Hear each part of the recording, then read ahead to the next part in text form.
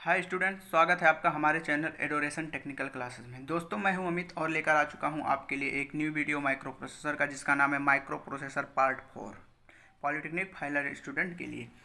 तो दोस्तों, चलिए हम वीडियो को शुरुआत करते हैं।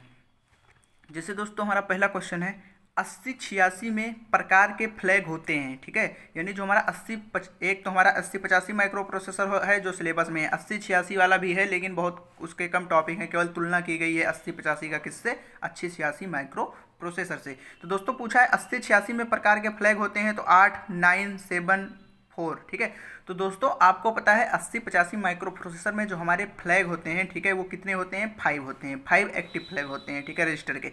लेकिन दोस्तों इसमें हमारे जो 8086 में कितने होते हैं दोस्तों, 7 होते हैं। इसलिए ऑप्शन नंबर सी हमारा क्या होगा, पहले में सही होगा। इसके बाद दोस्तों अगला क्वेश्चन, 8085 में क्या होता है जब रीसेट इन सिग्नल लो हो जाते हैं। ठीक है, मतलब जो रीसेट इन सिग्नल है जब वो लो हो जाता है तो क्या होता है दोस्तों, हमारे यानी कि वो RST सिग्नल होता है, ठीक है, और RNP सिग्नल होता है, ठीक है, हमारे मतलब माइक्रो प्रोसेसर में ALE सिग्नल होता है, ठीक है। चार, यानी कि हमारी जो 4 पिनें होती हैं वो क्या होती हैं, सिग्नल देने का काम करती हैं, ठीक है, एड्रेस को। तो यानी कि 8085 में क्या होता है जब रीसेट इन सिग्नल लो हो जाता है, तो पहला ऑप्शन है काउंटर 0 पर सेट हो जाता है, बसेस ट्राई स्टेट होती हैं, MPU रीसेट होता है, उपरोक्त सभी। ठीक है, तो दोस्तों जो हमारा रीसेट इन सिग्नल लो हो जाता है तो जो हमारा माइक्रो प्रोसेसर यूनिट है, यानी कि माइक्रो प्रोसेसर है, वो हमारा क्या हो जाता है, रीसेट होता है। तो इसमें ऑप्शन नंबर सी हमारा क्या होगा, सही होगा।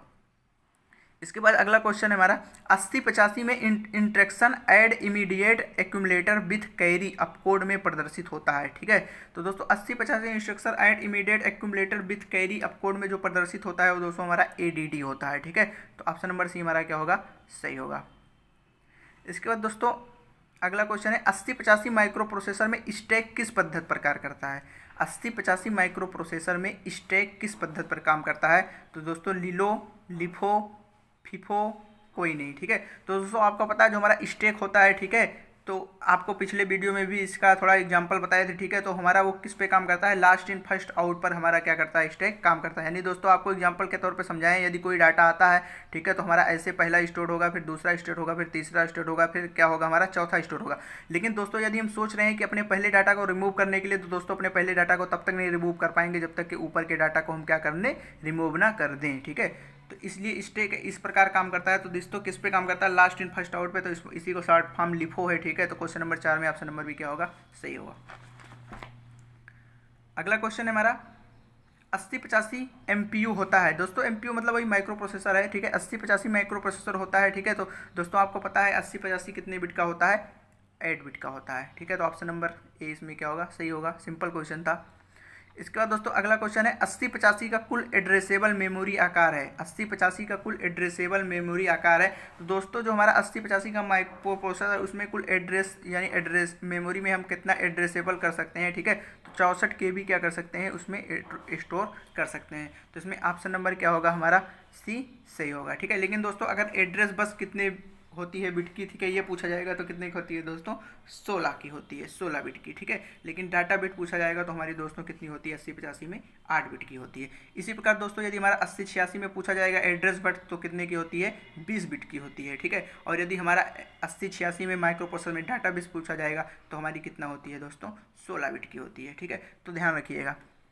अगला क्वेश्चन दोस्तों 8085 माइक्रो प्रोसेसर में कितने हार्डवेयर अंतरायन जिन्हें बाह्य संकेत की आवश्यकता है विद्यमान होते हैं। ठीक है, यानी कि दोस्तों हमारे 8085 माइक्रो प्रोसेसर में कितने हार्डवेयर अंतरायन होते हैं जिन्हें बाह्य संकेत की क्या होती है, बाह्य संकेत की आवश्यकता क्या होती है, विद्यमान रहती है। यानी कि अगर दोस्तों माइक्रो प्रोसेसर में यदि हम कोई इनपुट सिग्नल दे रहे हैं बाहरी स्रोत से, ठीक है, तो दोस्तों जो उसमें संकेत के रूप में जो विद्यमान रहते हैं हार्डवेयर वो कितने होते हैं। ठीक है, तो दोस्तों 5 हार्डवेयर होते हैं। ठीक है, कि जो संकेत को क्या करते हैं, स्टोर करते हैं। कोई भी संकेत यदि बाहर से कोई भी इंटरप्ट आ रहा है तो। ठीक है, तो ऑप्शन नंबर सी इसमें क्या होगा, सही होगा। इसी प्रकार दोस्तों क्वेश्चन नंबर 9 है इंटेल 8085 द्वारा कंट्रोल सिग्नल ALE भेजा जाता है। दोस्तों जो ALE हमारी ALE पिन होती है, ठीक है, आप 40 पिनों में देखेंगे एक जगह लिखा होगा ALE। ठीक है, तो वो हमारा पिन जो है सिग्नल वाली पिन है। ठीक है, सिग्नल देने का काम करती है। ठीक है, तो इंटेल 8085 द्वारा कंट्रोल सिग्नल ALE भेजा जाता है। ठीक है, इनपुट आउटपुट डिवाइस को सूचित करने हेतु कि एड्रेस लाइन को भेजा जा रहा है। दूसरा ऑप्शन है डाटा से एड्रेस लाइन में भिन्नता पाने के लिए। ठीक है, और उसके बाद फिर सी वाला ऑप्शन है एड्रेस को भेजना कोई नहीं, ठीक है। तो दोस्तों डाटा से एड्रेस में भिन्नता पाने के लिए, ठीक है, हम क्या करते हैं, ALE सिग्नल का क्या करते हैं, प्रयोग करते हैं, ठीक है। तो इसमें ऑप्शन नंबर बी हमारा क्या होगा दोस्तों, सही होगा। इसके बाद अगला क्वेश्चन है सीपीयू के किस भाग द्वारा माइक्रो प्रोसेसर और सीपीयू के सभी घटनाओं को प्रभावित एवं क्रमित किया जाता है, ठीक है। तो दोस्तों हमारा पहला ऑप्शन रजिस्टर, ALU, निर्देश प्रपथ और नियंत्रण एवं टाइमिंग, ठीक है। सभी घटनाओं को दोस्तों प्रभावित एवं क्रमित किया जाता है यानी कंट्रोलिंग किया जाता है, ठीक है। तो किसके द्वारा दोस्तों, नियंत्रण यानी कंट्रोलिंग एवं टाइमिंग भाग के द्वारा, ठीक है। तो ऑप्शन नंबर डी इसमें सही होगा दोस्तों। बहुत से लोग इसमें ऑप्शन नंबर बी मार देते हैं जो पूरा का पूरा गलत हो जाएगा, ठीक है। दोस्तों क्वेश्चन को ध्यान में समझना है कि वो पूछ क्या रहा है, कंट्रोलिंग के बारे में पूछ रहा था, ठीक है, और टाइमिंग के बारे में, ठीक है। तो ऑप्शन नंबर डी दिया है साफ साफ नियंत्रण एवं टाइमिंग भाग, ठीक है। तो इसलिए ऑप्शन नंबर डी क्या होगा, सही होगा। बहुत अच्छा क्वेश्चन है ये, ठीक है। अगले बढ़ते हैं। इसके बाद दोस्तों अगला क्वेश्चन है 8085 माइक्रो प्रोसेसर यूनिट को एड्रेस कर सकता है, ठीक है। तो दोस्तों आपको पता है कि जो हमारा 8085 माइक्रो प्रोसेसर है वो लगभग जो हमारा 64 KB यानी 64 KB तक क्या कर सकता है, एड्रेसेबल कर सकता है। तो इसमें ऑप्शन दिया है 28 मेमोरी लोकेशन, 212, 216, 232, 264 से ऊपर तो जाएगा नहीं क्योंकि आपको पता है कि उतना ही कर सकता है वो, कितना, 64 KB तक। तो ये ऑप्शन तो दोस्तों होंगे नहीं। 28 मेमोरी लोकेशन वाला ऑप्शन हमारा क्या होगा, सही होगा। अगला क्वेश्चन है दोस्तों स्क्रैच पैड मेमोरी है, ठीक है। स्क्रैच पैड मेमोरी है स्थानीय अस्थाई मेमोरी, स्थानीय अस्थाई मेमोरी, प्रथम इन मेमोरी कोई नहीं। तो दोस्तों जो हमारी स्क्रैच पैड होती है बहुत फास्ट मेमोरी होती है, जिस प्रकार हमारी कैश और रजिस्टर मेमोरी होती है, ठीक है, उसी प्रकार ये भी होती है, माइक्रो प्रोसेसर के पास में ही लगी होती है, ठीक है। तो इसे हम कहते हैं स्थानीय अस्थाई मेमोरी, ठीक है। अस्थाई दोस्तों इसलिए कहते हैं क्योंकि इसमें जब हम कोई भी डाटा यानी कि कोई भी डाटा हम सिग्नल के रूप में देते हैं, ठीक है, तो इसमें बहुत जल्दी उसका क्या होता है, ऑपरेशन होता है, ठीक है। और उसके बाद फिर वो माइक्रो प्रोसेसर के द्वारा प्रोसेस होने के बाद फिर हमें आउटपुट में डिस्प्ले पर क्या होता है, शो होने लगता है। तो ये काम बहुत तेज़ी से होता है उसमें, यानी कि जो हमारा प्रोसेसिंग का काम बहुत तेज़ी से होता है, memory to microprocessor to memory, ठीक है। तो इसलिए इसको क्या कहते हैं हम, क्रैश पैड मेमोरी, या इसको बहुत फास्ट मेमोरी होती है तो इसको जानते हैं अस्थानीय या अस्थाई मेमोरी भी कहते हैं। तो ऑप्शन नंबर ए इसमें क्या होगा, सही होगा। इसका दोस्तों अगला क्वेश्चन है डायनेमिक रैम सेल को बनाए रखने के लिए, डायनेमिक रैम सेल को बनाए रखने के लिए कम से कम कितनी संख्या में मॉस ट्रांजिस्टर की आवश्यकता होती है। दोस्तों जो मॉस ट्रांजिस्टर से हम क्या बनाते हैं दोस्तों, रैम बनाते हैं, ठीक है। यानी कि रैम का निर्माण जो है मॉस ट्रांजिस्टर को मिला के क्या करते हैं। तो दोस्तों कितने पूछ रहा है कि रैम यानी कि डायनेमिक रैम सेल को बनाने के लिए कितने मतलब MOS ट्रांजिस्टर की आवश्यकता होगी, ठीक है।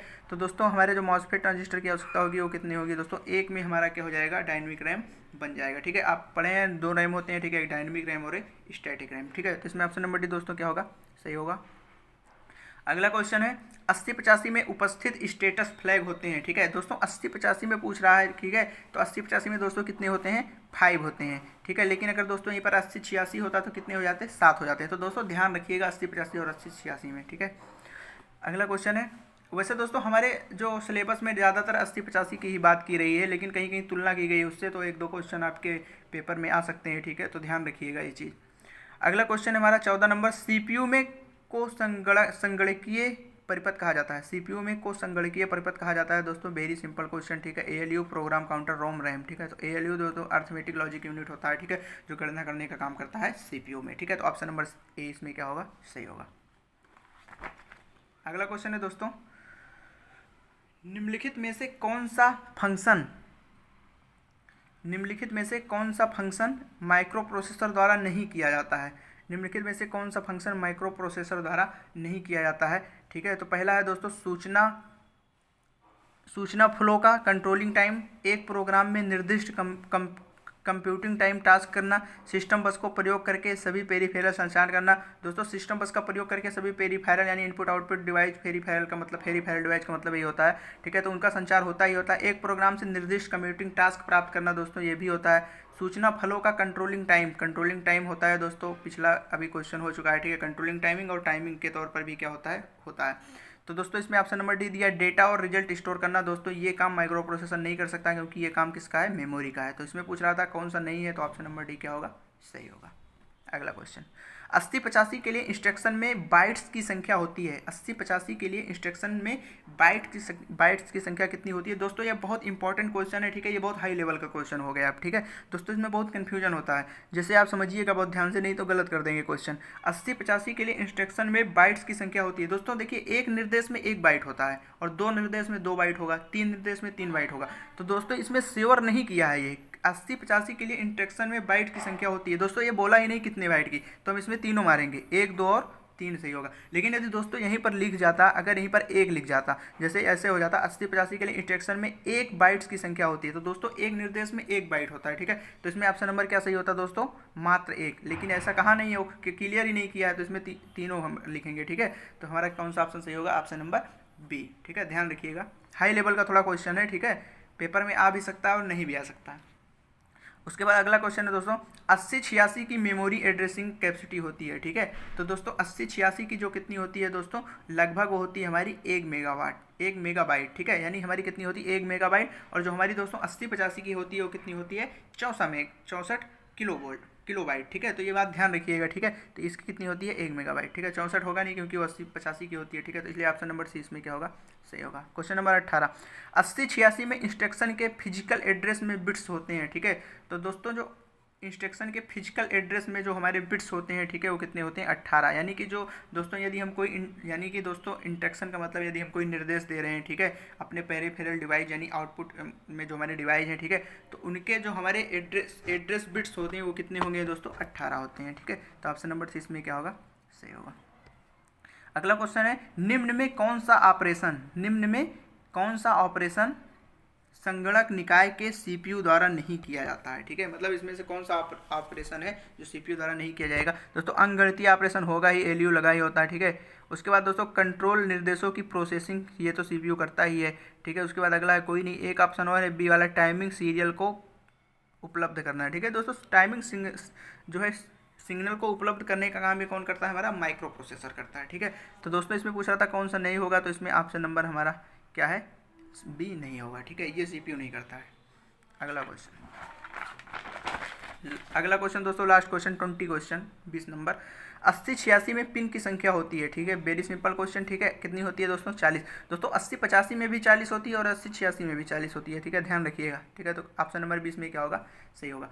इस प्रकार दोस्तों आपके total 20 question, most important question, ठीक है, आप लोगों के जो है माइक्रो प्रोसेसर के यानी कि माइक्रो प्रोसेसर पार्ट 4 वीडियो में मैंने करवा दी। इसके पहले 3 वीडियो ऑलरेडी करवा चुके हैं, ठीक है। तो आज 4 वीडियो आपका कंप्लीट हो गया, एक वीडियो और करवा देंगे, आपका 5 वीडियो हो जाएगा, ठीक है। उसमें भी 20 क्वेश्चन यदि करवा देंगे, ठीक है, तो आपके टोटल 100 क्वेश्चन दोस्तों, आपके टोटल 100 क्वेश्चन माइक्रो प्रोसेसर के खत्म हो जाएंगे। और भी माइक्रो प्रोसेसर करवाएंगे इसके बाद भी, ऐसा नहीं है कि यहीं पर रोक दिया जाएगा। तो दोस्तों यदि आपको 100 क्वेश्चन करवा दिए जाते हैं और अगर बार बार आप वीडियो को रिवीजन करके देखते हैं और अच्छा लिखते हैं, पढ़ते हैं, नोट्स बनाते हैं, ठीक है, तो दोस्तों मान के चलिए आप लोग को एक अच्छा क्राइटेरिया मिल जाएगा, ठीक है, और आपको अपने आप में एक संतुष्टि मिलेगी और आपको पता चल जाएगा कि इस प्रकार के क्वेश्चन पूछे जा सकते हैं। और दोस्तों मैं सबसे इंपॉर्टेंट जो बात आपको बताने जा रहा हूं, जितने भी क्वेश्चन मैं करवा दे रहा हूं, ठीक है, क्वेश्चन यहीं से आने हैं, ठीक है, लगभग क्वेश्चन यहीं से आएंगे, ऑप्शन इधर उधर रहेगा लेकिन क्वेश्चन सब यहीं से पूछे जाएंगे, इसी प्रकार के क्वेश्चन पूछे जाएंगे। काफ़ी क्वेश्चन आप लोग देखेंगे कि आप लोग के पेपर में मिलेंगे ही मिलेंगे, ठीक है। तो दोस्तों वीडियो को बार बार देखते रहिए, ठीक है, और जो बच्चे चैनल पे नए हैं, ठीक है, चैनल को सब्सक्राइब करके और नोटिफिकेशन ऑन करें ताकि जैसे अगला वीडियो आए सबसे पहले उन तक पहुंचे। तो दोस्तों हमारा कुछ पेपर था, ठीक है, इसलिए 1-2 वीडियो बीच में नहीं बना पाए, लेकिन अब रेगुलर वीडियो रहेगा आपका, ठीक है। तो दोस्तों ठीक है, मिलते हैं अपने एक न्यू वीडियो में, तब तक के लिए दोस्तों बाय बाय, जय हिंद।